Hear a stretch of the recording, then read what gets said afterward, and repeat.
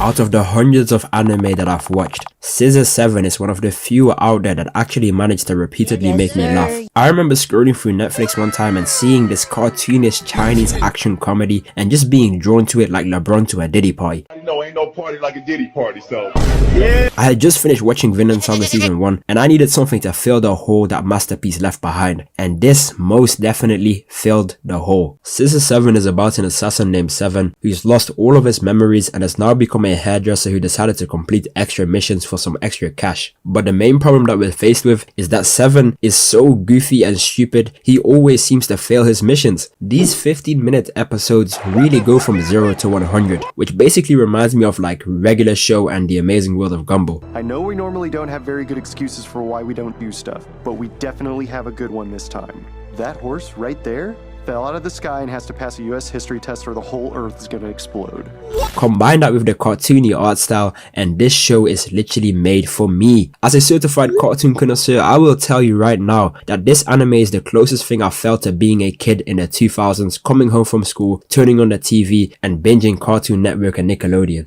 This shit means something to me, man. Alright, that's enough glazing for now. Let's get into the Squabbles, because this show really knows how to make some goated fights. The fight I want to talk about is Red Tooth versus Seven. But before we can go over this fight, let me give you guys a little bit of a backstory. Red Tooth and Seven actually fought previously before Seven lost all of his memories. Seven had just been invited to join the Shadow Assassin rankings. This is basically like being invited into the Akatsuki, but Red Tooth didn't think he was worthy, so he wanted to test him. Red Tooth pulls up on Seven talking hella smack. You ain't never gonna be shit. Your mama wasn't shit. Your daddy wasn't shit.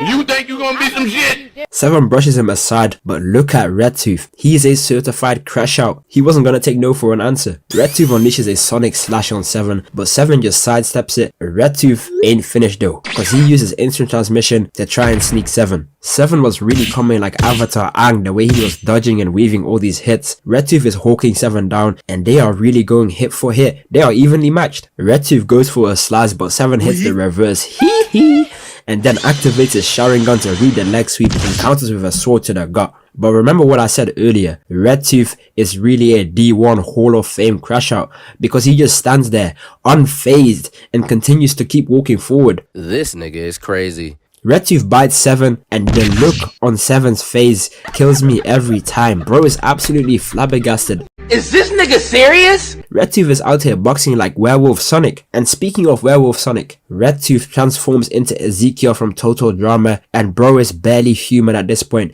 This gotta be top 10 ugliest character transformations of all time. Seven is about to get caught lacking but is saved by that one captain from Bleach. And that's the end of the first Red Tooth appearance. Now fast forward and 10 years later, Red Tooth pulls up to the grandma's house and let me tell you, this ain't your regular grandma. She's been boxing like Granny Chio. They've been fighting and Red Tooth uses his iconic flash step, and by the look in his eyes, I already knew this wasn't gonna be the same as last time. This is basically a fight straight out of Dragon Ball Super. They have an entire aura struggle which ends up in a huge explosion. Granny is rocking Super Saiyan Blue and Red Tooth is rocking that Super Saiyan God aura. Granny expands her Nen and these guys are literally in the air going hit for hit like Goku versus Beerus.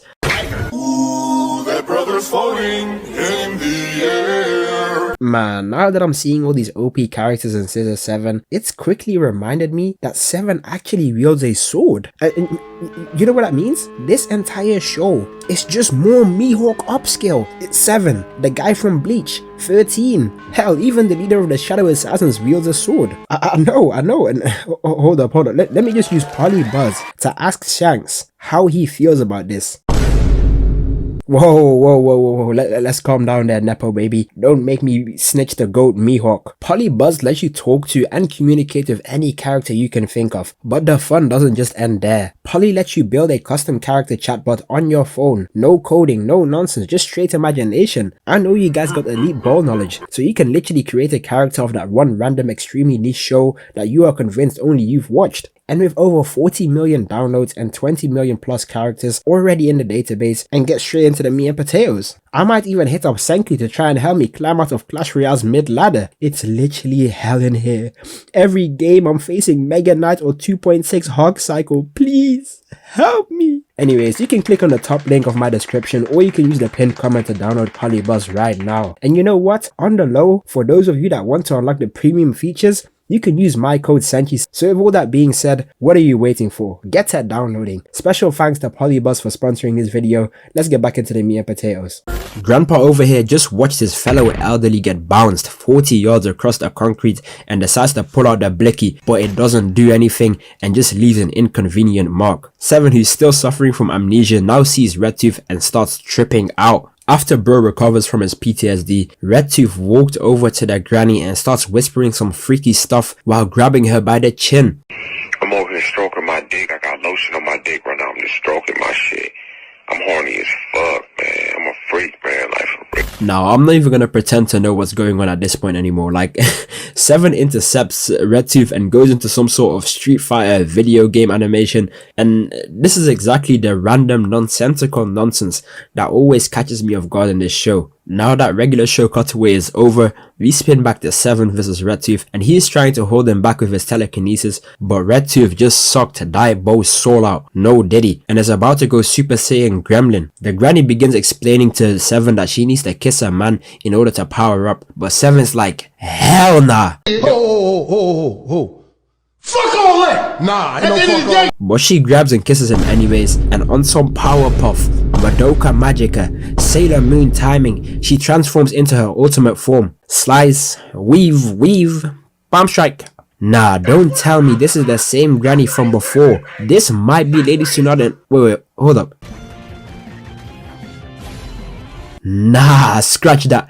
This is Lady Tsunade. No way she just pulled out the Naruto hand signs into a domain expansion. Look at my boy Redtooth, he got hit by an unlimited void. We end up finding some background lore to Granny and Redtooth, and turns out bro was trying to get busy with Granny, but after Granny became the head of the clan, they couldn't be together no more, because it's forbidden for the head of the Heavenly Lily clan to get into like a physical relationship. So bro went on his Obito timing and started tweaking out. Redtooth literally borrowed his gremlin powers from Shaitan himself, and then went back to his clan to massacre everyone. And you gotta ask yourself, is some mid coochie really worth it?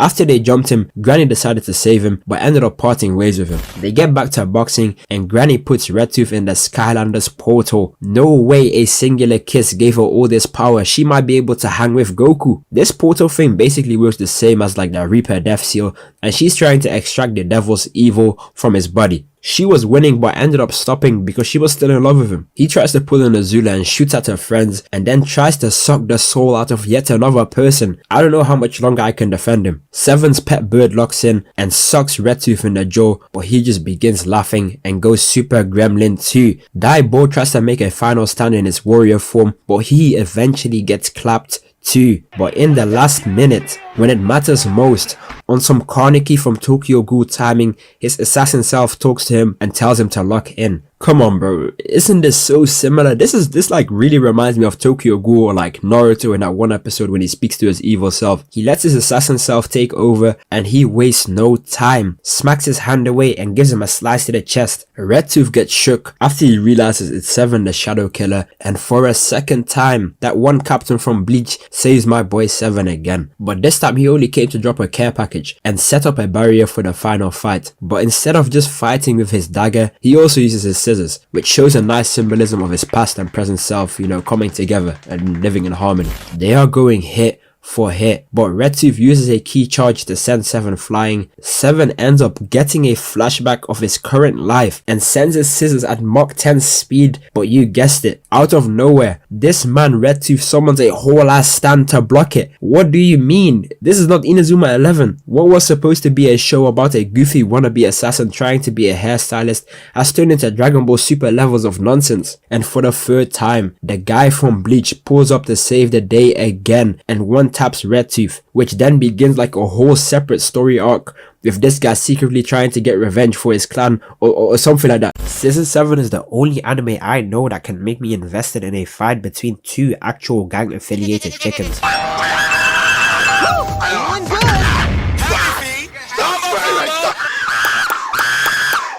The fact that Netflix somehow hasn't messed up this anime despite it being a Netflix original is honestly pleasantly surprising, especially when I think back to the last time we got a Netflix original anime. Leave me alone! The first saga we're going to be covering is Dai Bo's backstory. I'm a little bit ill right now, but that's not gonna stop me from talking about peak. Seven and Dai Bo's relationship is similar to Bob and Reagan's relationship. The first episode starts off and we get to see a young Dai Bo who was literally having a nightmare about being fried and eaten as he wakes up in the trenches of the old block farms. We also meet Dai Fei, who lets him know he's going to partake in the underground chicken fight club to protect his son from being eaten. That sets the stage for the first battle, Dai Fei versus King Pheasant. And this man King Pheasant looks like an enemy stand user, bro. This is not a regular chicken. Bro looks like he came straight from the Baki universe. The rules are simple. Dai Fei just has to survive 15 minutes and he'll be considered the winner of the fight. The fight begins and King Pheasant one taps and just slumps Dai Fei with one hit. Better scramble like an egg before you get folded like an omelet.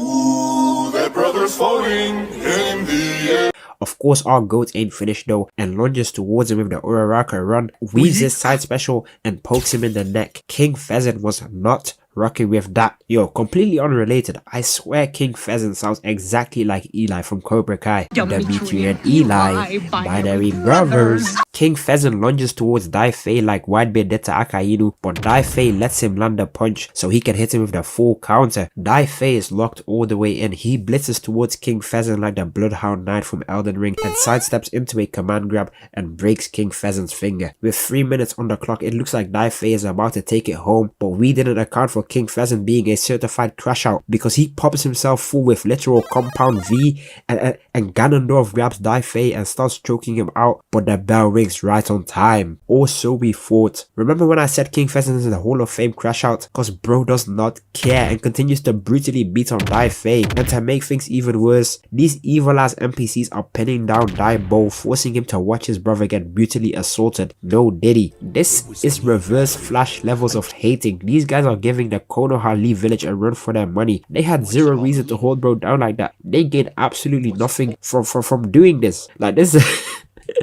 this is crazy. They had Dai Bo screaming the same way Tanjiro was screaming at Akaza. King Pheasant murked Dai Fei and now Dai Bo is on his season 1 4th in revenge journey. Fast forward and Dai Bo and King Pheasant square up ready to get a squabble, but this is looking like a mismatch from hell. This fight is looking like if Neon were to fight Prime Mike Tyson. The match kicks off and King Pheasant Mario jumps 12 feet in the air and goes for a down special straight into a command grab, but instead of continuing the fight, he starts trash talking like Prime Akashi. You ain't never gonna be shit. Your mama ain't never, your mama wasn't shit. Your daddy wasn't shit. You think you gonna be some shit? King Pheasant launches Dai Fei into the ropes just for him to bounce back and get hit with a Bane backbreaker. Oh my days. Let me get an instant replay on that. Dai Bo goes flying with so much force he bounces off the ropes like it's a WWE finisher and then gets hit with Ace's Fire Fist straight into the concrete. This right here is foul work. You gotta appreciate the thought that went into this combo. King Pheasant thinks it's over and starts hitting his emotes, but guess what? Dai Bo is still standing. Call him All Might. Dai Bo, even after getting hit with that Mortal Kombat combo, still has the balls, the chutzpah to flip off King Pheasant, and me personally, I will never take that level of disrespect. Bro runs towards him and hits him with an up special into a down special followed by a superhero landing. All these combos I know for a fact bro plays Brawlhalla. But even after that, Dai Bo still gets up. Doflamingo's long lost brother tells King Pheasant that if he doesn't win this fight, he's getting fried and eaten. So King Pheasant goes straight up Super Saiyan and tries to end Dai Bo. But when he realizes he isn't strong enough, he tries to reach for his compound V, only to realize that Dai Bo snatched it while he was getting pummeled. How to turn tables. Dai Bo takes the Super Soldier Serum and starts tweaking out. This edible ain't shit. After getting a classic shonen flashback to his homie Dai Fei and his now adopted son Zhao Fei, he decides to lock all the way in. Hey, King Pheasant, what transformation comes after Super Saiyan God? Hell, what are you talking about, bro? Super Saiyan Blue! Dai Bo has reached a whole new level after taking that strength potion. He done went Super Saiyan chicken on King Pheasant. He tries to go for a dash track, but Dai Bo just eats it no problem and weaves the kick with zero effort. King Pheasant goes into his final form and charges up a special move, literally creating an entire Falcon Punch. But Dai Bo not only stops his rising rush, he pulled an Aizen and stopped King Pheasant's theme from playing. This is easily in the top 10 most disrespectful anime moments of all time. Dai Bo is weaving and speed blitzing King Pheasant. Bro is getting mixed all the way up, and guess what? All these fake ass NPCs that were literally hating on him like 2 episodes ago done switched up like the Konoha Leaf Village did with Naruto. Dai Bo is currently putting the beats on King Pheasant like he's Werewolf Sonic. Peep the moveset. Bro is getting dribbled and violated, and to make things even worse for King Pheasant, he decides to hit him with his own signature move for the finisher. The disrespect is immaculate. After pinning him down, King Pheasant starts spitting some truth about how the cycle of cockfighting will never end as long as Doflamingo's brother is still alive. So Dai Bo switches his attention to him, but this guy pulls out the blicky with the dual wielding switch. Look at the way he pulled this out, yo, like he had that on Quickfire, bro. Get him in the Olympics. Dai Bo uses King Pheasant as a human meat shield and holds this guy hostage, forcing him to release each and every single chicken. And that's the end of the Dai Bo backstory. This right here is on par with some of the greatest backstories in fiction. Man, this Chinese cartoonish anime never fails to glue my eyes to the screen. It literally just makes me feel like a kid in the 2010s watching my favorite cartoon like pack together the most random nonsense known to man all into like a 15-minute episode. I love this show the same way Donald Trump loves Diddy. Be perfect. Working for Diddy. Absolutely. I love him. No, he's a good friend of mine. He's a good guy. Is he a good guy? I don't want to answer that question. Well, I think he's a good guy. I'm going to stick up for him. Alright, the next mini arc I want to cover is when wannabe Tony Stark nukes Chicken Island and tries to solo the cast. The episode starts off insane. The indestructible virgin gets eviscerated, the island gets hit with like an Oppenheimer level explosion, and this wannabe Tony Stark just steps out and confronts Seven. I swear this is exactly who Elon Musk thinks he is. The scientist from Stan runs Seven's face through the database, and the moment he realized he's the world-renowned Killer 7, it was on sight. He wasted no time. He was really moving like Choso and Itadori. Shoot first, ask questions later. Turns out this is actually the prince of an island called Stan, who are a super scientifically advanced society who believe humans should become one with machines. This is actually one of 3 types of people in the Scissor 7 world. We of course have the island of Stan, the regular people, and then the island of Zhuan Wu, where Seven and all the other assassins are from, who believe in honing the human body and its abilities to the max. The Prince of Stan came to the island to extract an ore that's at the center of the island, which will in the process like destroy the entire island. So now we're up to date on the lore. Every single main antagonist that we've seen throughout season 1 pulls up to defend their block. First up, we got Ghetto Hello Kitty, who gets dealt with in like 10 seconds. But after that, we got Dog Nigga using his supersonic guitar, but he just gets full counted in like 12 seconds. After that, next up is Super Unk. And from my last video, we all know that Unk is always strapped up with that blicky, but he gets fried in like 6 seconds. After that, we get the 12-year-old little girl who tried to seduce bro with his powers, and I'm not gonna lie gang, he's looking at least like 40 to life for that reaction. Bro started tweaking out like Cracker from Fairy Odd Parents after getting kissed by a girl who just learned how to read and write.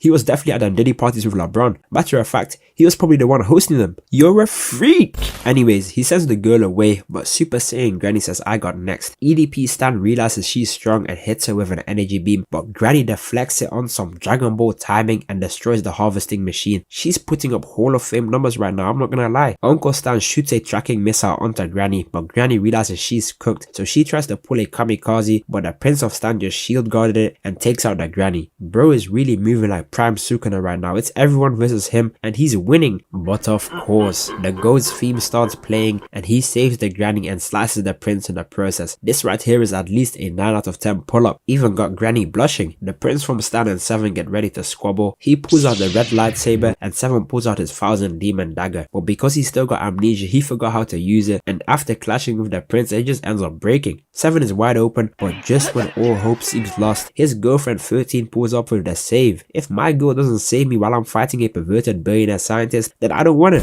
Seven's pet bird joins the battle, and this entire fight is really starting to feel like a Smash Bros roster reveal. 7, 13 and Zhao Fei get her jumping just like JJK. They really hit us with a Team 7 Kagi ceiling formation. I really thought bro was cooked, but this is where the Iron Man comparison comes in, because he just equips his suit and proceeds to speed blitz all 3 of them. Like damn, these combos are straight out of Multiverse. 7 is getting fried, like The prince charges up his Gallic gun and shoots at 13, but 7 decides to return the favor and pulls her out of the blast zone. W relationship. 7 secretly uses his substitution jutsu to put the Prince of Stan in a full Nelson, but with no one available to deal the final blow, this man 7 does the manliest move I have ever seen in the history of anime. He uses the scissor to impale himself and the Prince of Stan. This is the ultimate sacrifice play. This is why he's the GOAT.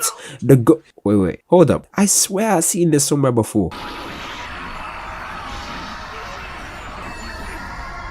Ain't no way.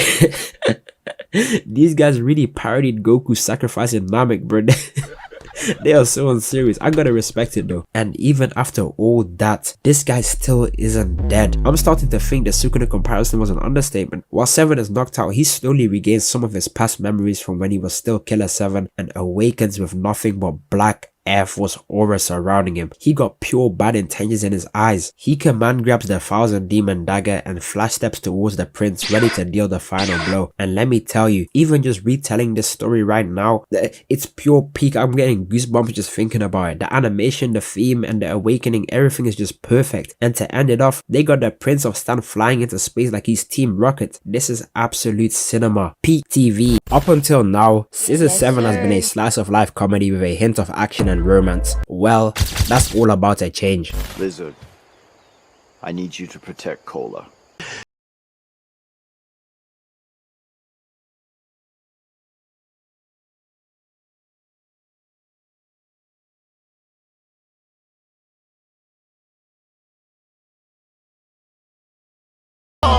The way Scissor 7 seamlessly went from a 2000s Cartoon Network show to an actual high-stakes serious shonen needs to be studied. Like the first episode of season 3 starts off with 3 people getting packed up by the same flowers from Promised Neverland. So you already know what it is. Let's cut the yapping and get straight into the meat and potatoes. After 7 and the guy from Bleach packed up Red Tooth, the leader of Xuan Wu finally stepped up and sends people to assassinate 7. And the only reason he actually cared was because there was a rumor going around saying that the Shadow Killers were overrated. Like look at this. They're mocking the Shadow Killers. They're saying we're overrated.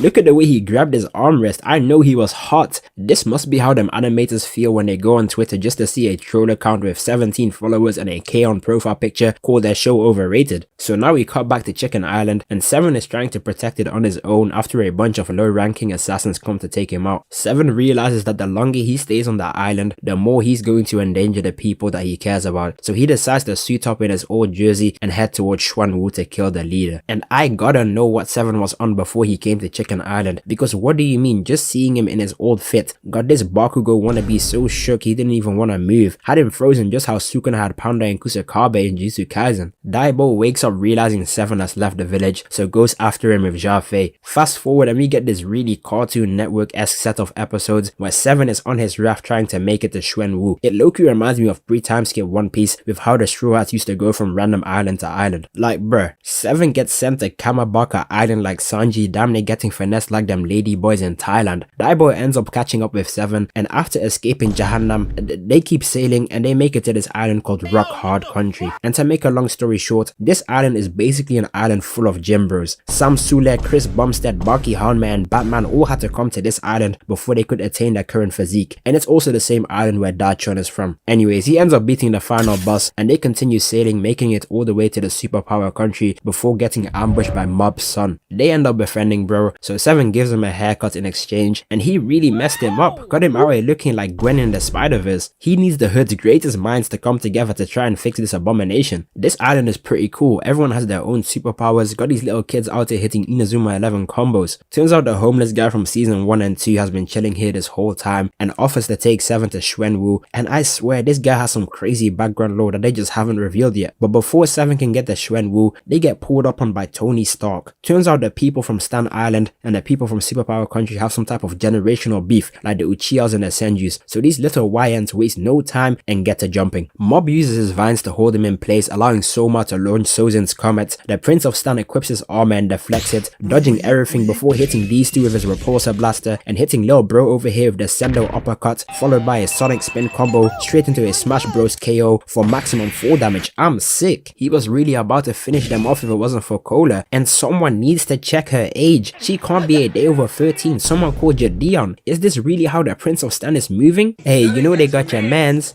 They got your mans on sex assault charges. Turns out this wannabe Dr. Robotnik is the reason why people from the Superpower Country hate the people from Stan. Apparently they've been kidnapping people with superpowers and running experiments on them. Seven steps out to talk to Cola to see why she's hanging out with this bootleg Elon Musk, but he must have forgot that this is one of his biggest ups. The Prince of Stan spawns in his Goku Black Scythe, steps in, goes for the slash before spamming his blaster like them Iron Man mains on Marvel Rivals. Clyde from the Loud House gets to stepping and hits him with the Fire Fist, but it just gets full counted. Luckily Mob is locked in and they try to go for a combo just for this guy to fly into the air again. Get out of the air and box, bro. Always snapping me from across the map when I'm on low health.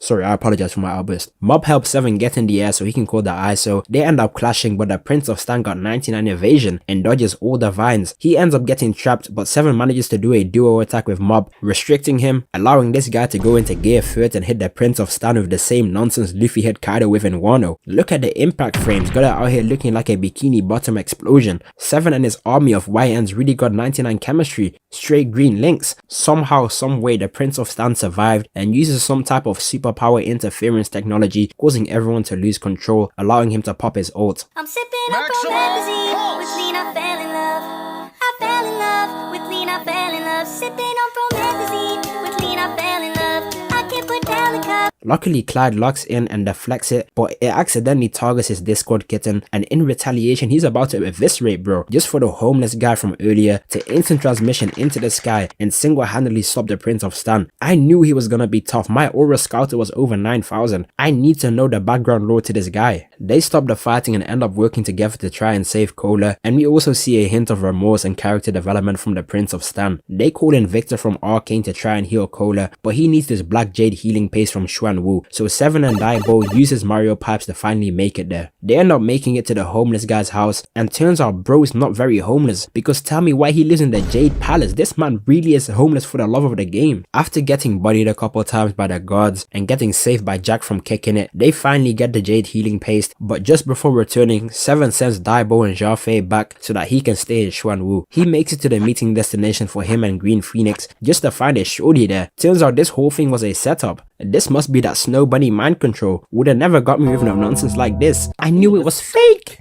I knew it. I knew it. 13 looks really upset with what she had to do because she's still in love with 7, so she goes back and 7 still seems to be doing fine. They end up getting ambushed by someone controlling a pair of beads like Yondu's arrow. Turns out this monk wants to kill 7 because he sees him as the biggest threat to Xuan Wu. He starts using his prayer beads to attack, and he starts yapping like the Sorcerer Supreme, claiming that he saw a future where 7 destroys Xuan Wu. 7 locks in, charges up his ult and clashes with him. It turns out the stuff 13 stabbed him with was actually poison, and seeing 7 about to die, 13 decides to stand with 7 and protect him from the assassin. The Baldy starts hard pressing 13 instead, but 7 wakes up in some type of berserker mode and rushes him, but bro opens his eyes, damn near going into the avatar state, before turning his prayer beads into Madara's meteors and dropping like 20 of them from the sky. 7 realizes his girl is about to get cooked and goes in to protect her instead. The Dark Frost Blade basically turned him into a mindless beast, but despite that, he still managed to stay conscious enough to protect Miss 13. 7 runs into the forest and he basically got the entire country looking to claim his bounty whilst he's tweaking off that Titan serum. He gets pulled up on by that Demon Slayer football demon that be using footballs to attack. Got bro out here moving like Axel Blaze. The ball control is crazy. He signaled the entire Sinister 6 of 7's whereabouts. I know this is exactly how Spider-Man would feel every single day, having to do 8 hours of school just to go home and have to go toe to toe with grown men trying to kill him. 7 just wants to be a barber, bro. And the crazy thing is, we just cut over to an injured 7 walking into a building. That means this demon off screen, every single one of them on his own. Someone called the Blackbeard Pirates. I heard they are recruiting. 7 gets run up on by this guy who in his past apparently buddied his entire clan and just left bro alive because he didn't see him as a threat. So now when 7 is on 12 HP, you decide it's time to get your get back. All I gotta say is MICKEYMOUSE, because that's some real Mickey Mouse actions and you're still shaking. This is like when Jake Paul decided to fight a 60-year-old Mike Tyson. Stop it. Get some help. He goes in for the hit, but 7 Snow Bunny steps in and sends bro flying like Team Rocket. We get some cute little romance building between 7 and 13, and I gotta say, I ship. 7 is still infected by the poison and ends up running into this woman and another assassin. We found out some background lore about 7 and turns out he actually fought against the entire organization for this other girl, but this woman was in love with 7, so when he disappeared, she killed the girl 7 was protecting. Even after hearing all that, 13 still insists on standing by 7's side, so we get even more development between their relationship. Another assassin pulls up and his first line is that he doesn't care about the bounty, he just wants to kill 7. My aura scouter is telling me that bro is going to be a problem. He flash steps in like Cloak before dragging 13 into the forest and spamming her with whip attacks like a 16. You know what?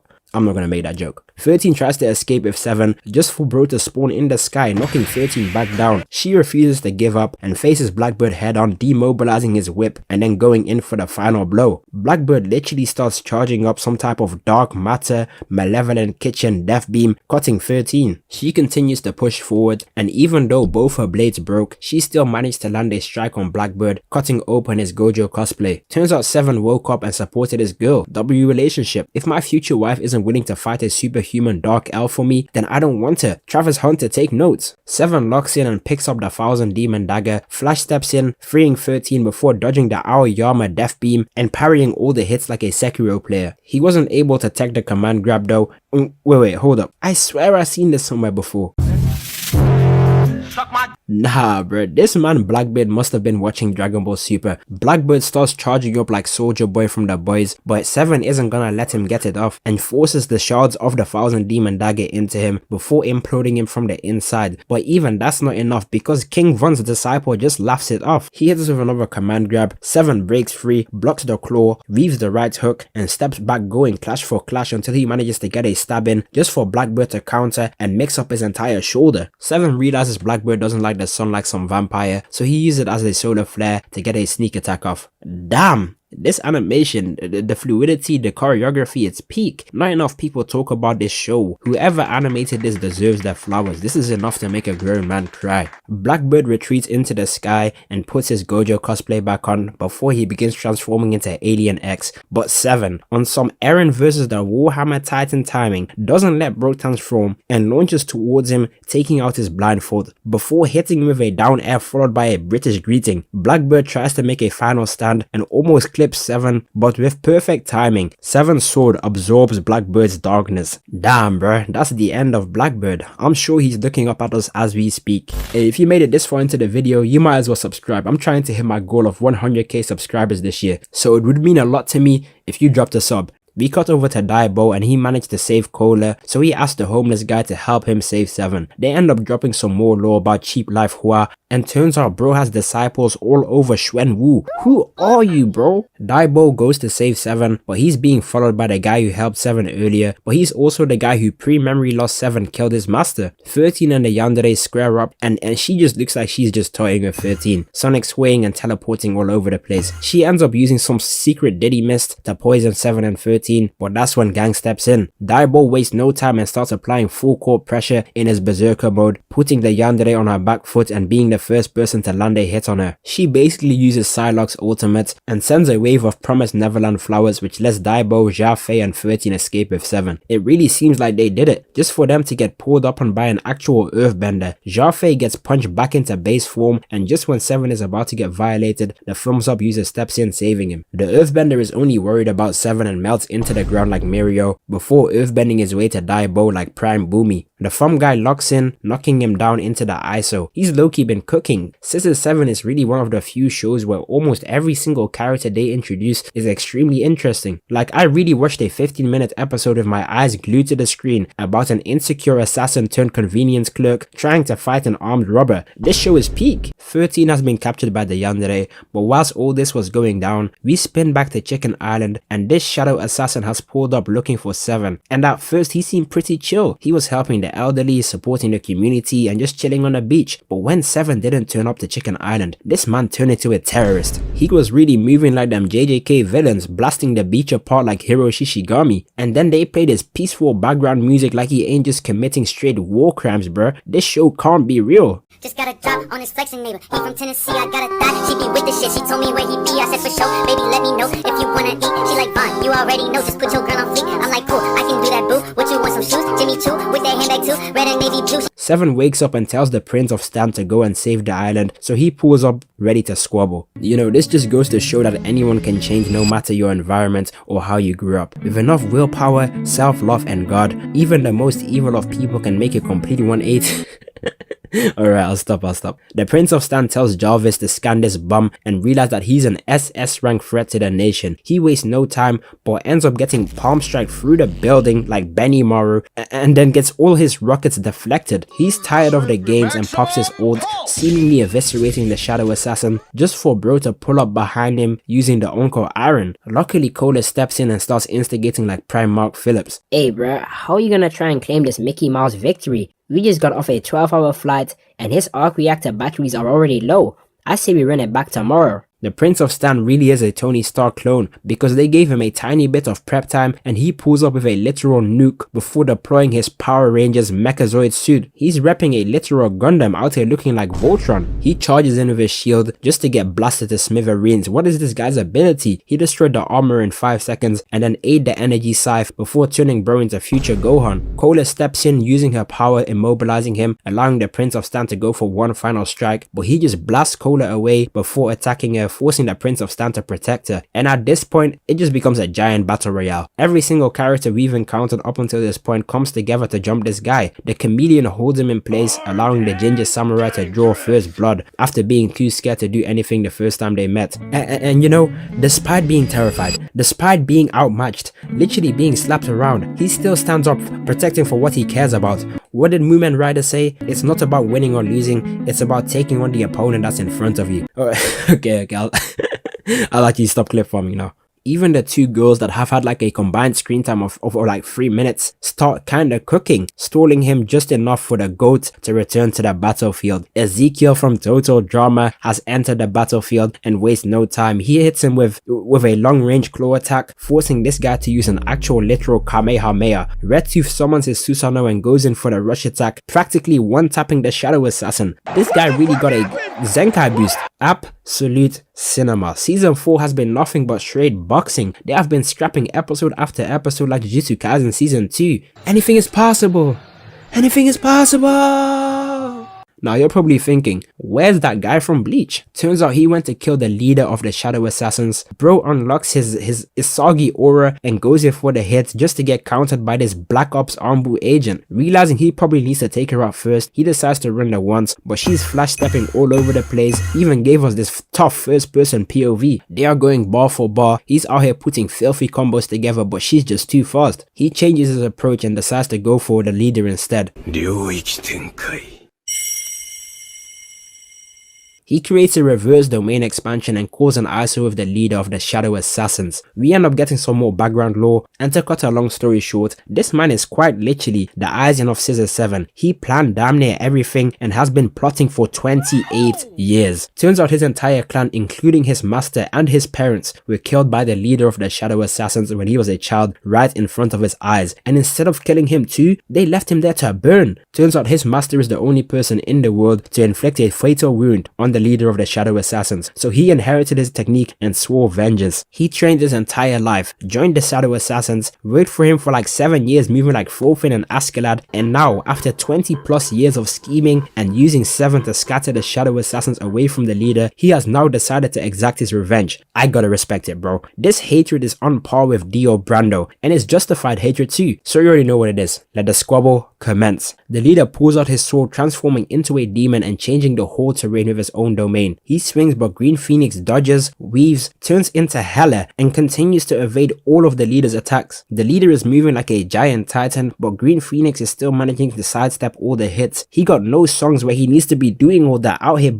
backflipping like I show speed. He pulls back, takes up his master stand, doesn't even flinch at the pump fake, and lunges forward, damn near going into the avatar state, and almost manages to finish the job. If it wasn't for the Armbull Black Ops agent, this is the most useful the Armbull Black Ops has been in the entirety of anime history. It's basically a stalemate right now, with both leaders and Green Phoenix running low on stamina. The Armbull Black Ops agent he pissed starts showing footage of 13 being caught by the ops, so Green Phoenix decides to eviscerate the robot and cut his losses, choosing to save 13 instead. Miss 13 was really about to experience a real Diddy party if it wasn't for Green Phoenix. These gremlins got their tongues hanging out their mouths like Itoshi Rin. I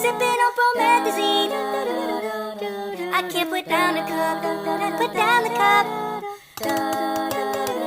Green Phoenix decides to teach 13 his ultimate, and in his final moments, he takes out the 2 assassins from earlier before the episode cuts off with him standing face to face with a leader. Sensational. Absolute cinema. That's all I can say. This writing is fire. The season really ended on a cliffhanger of doom. We got so much unfinished business. Like, who is this level 99 prestige homeless guy? I got so many questions, not enough answers. Season 5 can't come soon enough. Hey, this is the dose who stuck to the end. YouTube has been striking and taking on a lot of my videos lately, and I just had to get something out there in the meantime. I didn't want to leave you guys for another month plus. So I appreciate you guys for sticking to the end and sticking with me through these tough times.